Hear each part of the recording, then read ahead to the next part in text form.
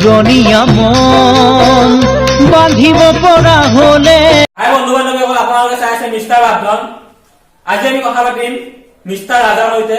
Mister ৰাজা নহয়, Mrs মোহিনী। Mrs মোহিনীৰ কথা পাতিম। তেওঁৰ বিষয়ে কল ৰেকৰ্ডিং লৈছে কলা মিডিয়াই। কৈ দিয়া কি ঠিক আছে বন্ধু বান্ধৱীসকল, আপোনালোকক আমি যে কোনো ধৰণৰ ভিডিঅ' বা তেনেকুৱা বেলেগ টপিক লোৱা হোৱা নাই। আমি আহিছো মিছেছ মোহিনীৰ কিছুমান কল ৰেকৰ্ড, মানে তেওঁ যিজনী ছোৱালীৰ লগত মানে মেকিং ভিডিঅ' বনাইছিলে। প্ৰথমতে তেনেকুৱা কল ৰেকৰ্ড এটা আমাৰ হাতত আহি পৰিছে। সেই কল ৰেকৰ্ডিংটো আপোনালোকক আমি শুনাই লওঁগে। ঠিক আছে বাপদন?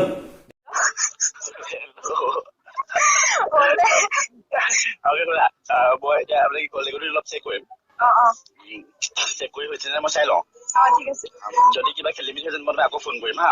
ঠিক আছে হ'ব। ঠিক আছে। এতিয়া পাৰিছে নে? একদম মজা হৈছে, চুপাৰ। মই ভবাতকৈ মোতকৈ বেছি ভাল এক্টিং। যদি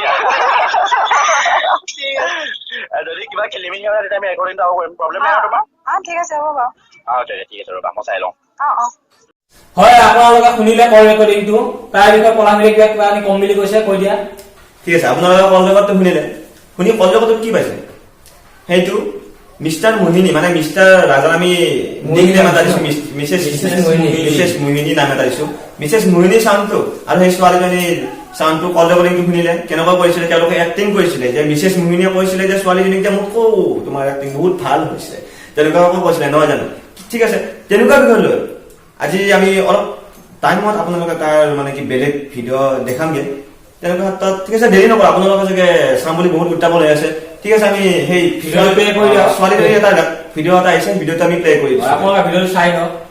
বিশেষ কথা এটা ক'বলৈ ভিডিঅ'টো বনালো মিষ্টাৰ ৰাজাৰ বিষয়ে। মিষ্টাৰ ৰাজাৰ মেকিং ভিডিঅ' বনোৱা বহুতখিনি প্ৰুফ আছে মোৰ লগত, যিখিনি মই ফাদিল কৰিব বিচাৰোঁ। প্ৰথমতে মই চবকে চৰি কৈছোঁ যে মই তাৰ সি বনোৱা মেকিং ভিডিঅ'খিনিত মই হেল্প কৰিছিলোঁ।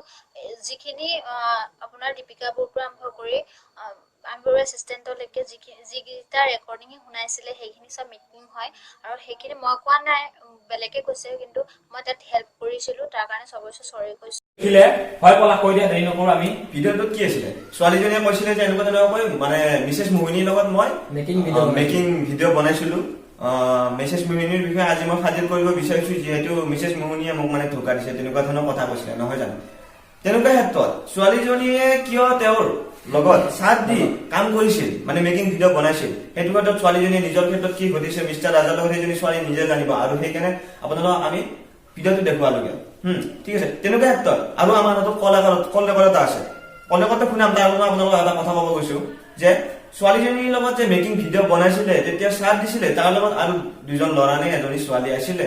ঠিক আছে, তেনেকুৱা কল ৰেকৰ্ড এটা আপোনালোকক আমি শুনাই ল'ব বিচাৰিছো। ঠিক আছে, আপোনালোকে সেই কল ৰেকৰ্ডটো শুনি লওক।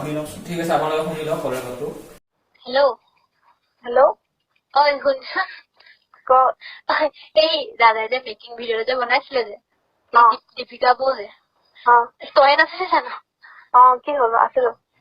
তাৰপিছত হেৰি এইটো কি তামাম ভিউৱাৰ্ছ পাইছিলে। তামাম পইচা লুটিছে ন। তাৰপিছতে হেৰি কি গহপুৰৰ ছোৱালী দুজনী মানে সুধিছে নহয়, মই নে কি, মই একো কোৱা নাই, মই নহয় বুলি কৈছো। আৰু মাতটো চেম কৈছে, আৰু মাতটো তোমাৰ নিচিনা চেম তেনেকে কৈছে। মই কৈছো নহয় মই তেনেকে কৈছো। এই মানুহজনীৰ দুজনী ছোৱালী আছে ন? মানুহজনী মানে ছোৱালী দুজনী তোমাৰ কিমান ডাঙৰ হৈছে? দুজনী নে এজনী আছে, কিন্তু ছোৱালী দুজনী বা এজনী আছে, কিন্তু মুঠতে আছে কিন্তু নহয় জানো? কেঁচুৱা আছে মুঠতে।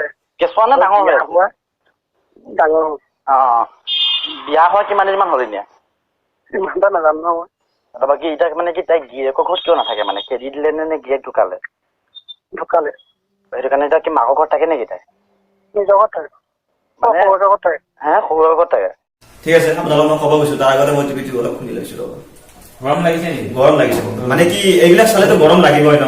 ঠিক আছে, নালাগে দিব নালাগে, মই কৈ দিছো যে মিছেছ মোহিনী সেই কল ৰেকৰ্ডটো আপোনালোকে মানে কি ছোৱালীজনী আৰু সেইটো নহয়, যিটো এইমাত্ৰ আপোনালোকক কথাটো যে ল'ৰাজন আৰু মানে কি ছোৱালীজনী তেনেকুৱা কল ৰেকৰ্ডত আপোনালোকক শুনালো ন।